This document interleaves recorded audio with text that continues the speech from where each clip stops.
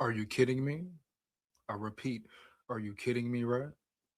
So the Minnesota Vikings, I should say the Wilfs fire Kwesi. Like the title says, they found their scapegoat once again. They needed someone to put the blame on, you hear me? They needed to make a move. They thought that's what the fans wanted and people wanted. And once again, the Wilfs whiff and make a bad move, a desperate move, dog. You hear me? No cap. It's not even the fact that Kwesi was fired, right? It's the way they did it. It's the timing, all of the above. No one's gonna be mad because Kwesi is fired. But what pisses me off, and before I even dive into it any further, man, check out the live tonight. I'll be going live. I will have In the Zone podcast on the show. Shout out my dog In the Zone podcast. We will be going live. And you know it's gonna get real, real deal. No Holyfield, but shout out respect to Holyfield. He is a boxing legend, right? Right. But make sure you come lock in with me on my live tonight, 7:30 p.m. Different timing depending on the time zone you're in. But we really finna lock in and dive way more into this whole Kwesi O'Connell Wilf Minnesota Viking situation, right? Boom.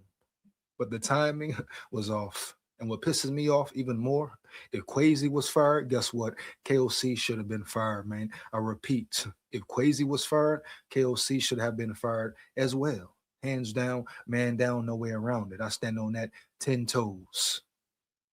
Especially if you want to compare what happened in the season during the season. You look at how the defense performed and how the offense performed, and you really want to break down who should have went, who should have stayed. KOC was in the same boat, should have been in the same boat as Kwesi, bro. Boom. They both had a failure for a season of a season, whatever, man. I know people gonna say, "Oh, this is your GM. Oh, he should have been fired. Oh, he drafted these players. He's had bad drafts," and that's big facts. But it's also people that say, hey, look at the coach player relationships. Look at the lack of development. They just fired the offensive line coach, right? For a reason. So with all this commotion going on, all this going on with JJ, the last pressure they had, Sam Darnold going to the Super Bowl, et cetera, et cetera, et cetera. It was perfect timing for the Wills to fire Kwesi.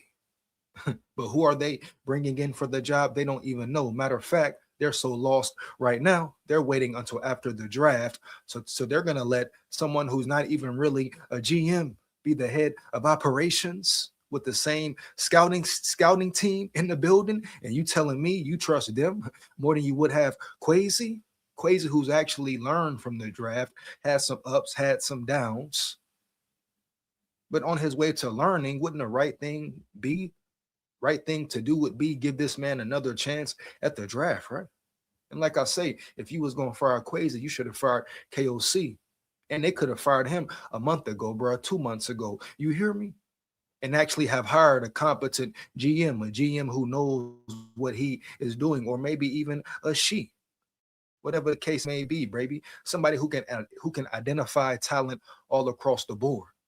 And you can't even feel comfortable with that because the scouting room is piss poor around yonder in Minnesota and Egan. But the Wilfs made a horrible, atrocious move. They needed a scapegoat. The pressure was on them. They're hearing the fans, huh? They're hearing the media, even the fake media, hearing even the bad advice. They said, who can we blame? Who can we pick and choose from now to make ourselves look better? Come on, bro. Stop the cap. So they want to put all the blame on Kwesi for last year, even with Kevin O'Connell and the offense and JJ McCarthy, right? Showed you what they could be if your head coach makes the right plays, calls the right plays. If your head coach understands what type of quarterback he has in a building and puts a 1,000% effort in, right, to mold and develop him and bring the best out of him. But once again, just like McCarthy was a scapegoat, guess what, bro? Right? Kwesi is now a scapegoat. The Minnesota Vikings way, right? That's what they've been doing forever. The Wilfs, all this pressure on them. They want to do something I repeat, they think will make the fans happy. But you put yourself in a tough spot, Wilfs, you dummy. A tough situation, Wilfs, you dummy. You hear me? Hands down, man down. You wait up until 3 months away from the draft. You let Kwesi go to the Senior Bowl, and then you come with this. Oh man, you talk about owners who have been piss poor, who have made piss poor after piss poor decision, right? No cap. While they sit in their box seats and look like they're smart with their suit and tie, really they're the dumbest people in the damn stadium, baby. Huh? I repeat, the dumbest ones in the damn stadium, baby. They can't make a good decision for the Vikings to save their life. But what do they do? Like majority of the world does, hide behind what? Their title, so to say. Yeah, man. Their status, huh? Yeah. Even if it's bullshit, status. So the Wolves, they messed up, bro. If the draft is a failure, this is on them. I mean, how do you not have a GM hired, not know who your GM will be right now? Because I'm sure they probably known what, a month ago, maybe longer than that even, that they were going to fire Kwesi, or did they not? Because they gave the man an extension. Was that just to throw him off, trick him a little bit, make him feel more comfortable? Because he may have been hearing rumblings of him being potentially fired, replaced. I mean, damn, they gave Rick Spielman forever. You know what I mean? Heavy. That's the game, man. Sometimes that's how the cookie crumbles. The NFL is what, at the end of the day, right? Boom, a business, man. I repeat, a bit naive. You hear me? Them owners about they business, even if it's erroneous business, SKOL Vikes, man. But hey, bro, it is what it is. Kwesi. Now I'm not mad. Like I say, I'm not quite mad at Kwesi being fired. He should have been out the building, and KOC should have been out the building. And I'm gonna dive into that even more. Me and Zoe during the live tonight. Once again, come lock in with me. I repeat, lock in with me. Main big SKOL here, the biggest, huh? SKOL Vikes. Oh yeah, you hear me? Heavy, man. Here we come. But yeah, if Kwesi went out the door, KOC should have went out the door as well. They both were piss poor, man. Huh? It has been inexcusable performances from both of them. No way around it. And on the field, you point to blame more at KOC than Kwesi. Oh yeah. But both of them, man, should have been held accountable. It's not right that Kwesi got fired. Then the way he got fired at that, the Wills had no care, no concern, no remorse. You see how certain times the Wilfs move differently, move real cutthroat, depending on the player, depending on the individual, right? Right, homie. Yeah, bitch, yeah. Yeah, so we seeing first eye, man, eye to eye, boom, clear vision, X-ray vision, who the Wilfs may really be. But they moved real cutthroat. I repeat, they moved real cutthroat with Kwesi, baby. Man, kind of really did him dirty. Had him thinking he was there. The man was just at the Senior Bowl, what, 2 days ago, 3 days ago, maybe even less than that. Then they come with the firing. Man, they blitz him like that, man. They blitz the boy like that on his off day, huh? He get fired on his day off. Oh, man. Oh, dang. The Wilfs cold, man. I'm telling you now, the Wilfs are cold, especially when they feel that heat and feel that pressure.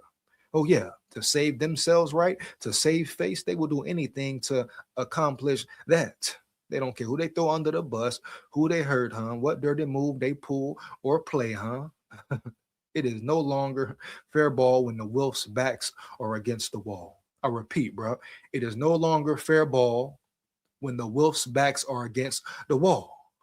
They turn into real dirty boy, down and dirty, low down, dirty, shame, rotten niggas. You hear me, dog? Once again, tune in, lock into the live. We really gonna break this down. And I'm finna turn up heavy early. Because at the end of the day, this was not only a dumb decision, but it wasn't right at all. Now, let me say it again, reiterate it again, bring it back. Boom. Make it add up and make sense. You hear me? Heavy. I have no problem with Kwesi being fired, but the timing, yeah. The fact KOC wasn't fired as well, yeah. Hell to the yeah. I got a problem, man, with that. The way it can potentially affect this team negatively, especially during the draft, I have a major problem with that. And the Wilfs are straight low down jive Turkish for the way they played it real cutthroat with Kwesi, baby. Yeah. Right or wrong, man, right or wrong. The Wilfs know what they're doing. They know the dirty game they are playing. They needed a scapegoat. Sam Darnold going to the Super Bowl, right, was too much. They needed someone to blame. Period. Bottom line, no cap. And everyone saves KOC and rides for KOC, right? The whole NFL, the NFL media, the analysts, his buddy group, his occult group. You hear me, dog? They all want to save KOC's face. It's never pointing or giving blame to KOC. It's always to others, bro. Early. They want to blame McCarthy, a rookie quarterback. They want to blame the GM. They want to blame the O-line. They want to blame Flores with the middle of the field being open in his defense. They want to find every other thing, every other person to blame besides the main culprit. Really, dog. For real. Heavy early. You can't blame one more than the other.